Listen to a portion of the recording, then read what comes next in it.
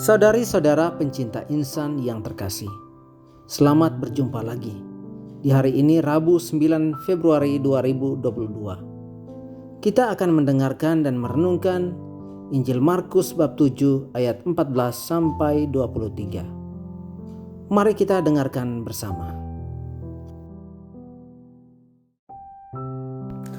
Pada suatu hari, Yesus memanggil orang banyak dan berkata kepada mereka, "Dengarkanlah aku dan camkanlah ini. Apapun dari luar yang masuk ke dalam seseorang tidak dapat menajiskan dia. Tetapi apa yang keluar dari seseorang itulah yang menajiskannya.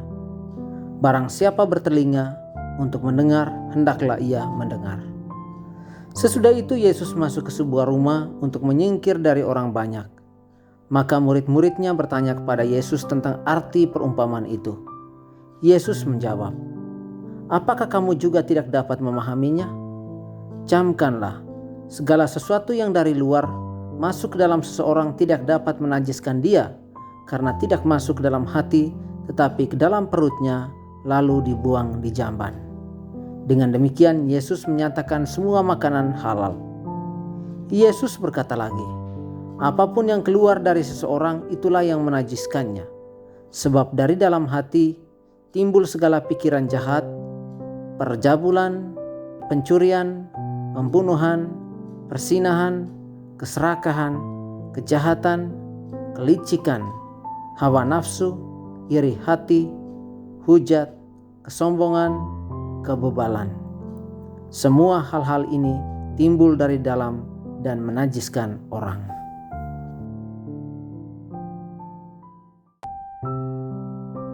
Saudari-saudara pencinta insan yang terkasih, perikop Injil yang baru saja kita dengarkan masih berisi tentang kritikan Yesus terhadap ajaran orang Farisi dan ahli Taurat perihal makan dengan tangan najis.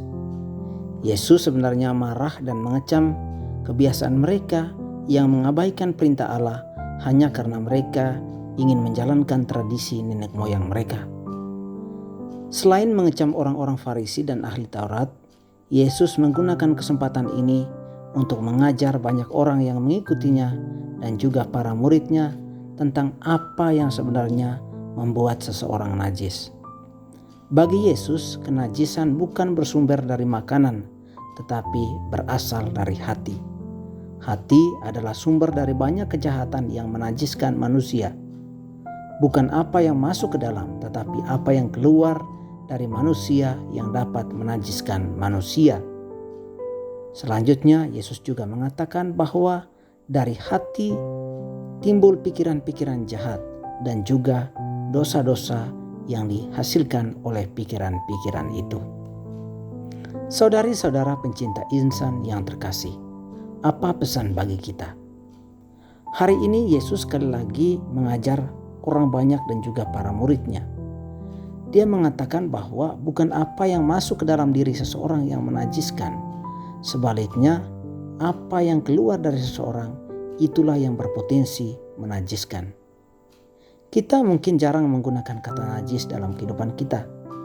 Namun ada begitu banyak kosakata yang kita lontarkan yang paling tidak searti dengan kata najis, berhadapan dengan orang-orang yang tidak seide atau tidak sependapat dengan kita, yang tidak sepandangan dengan kita, yang tidak sesuku atau seasal dengan kita, atau yang berseberangan dengan kita.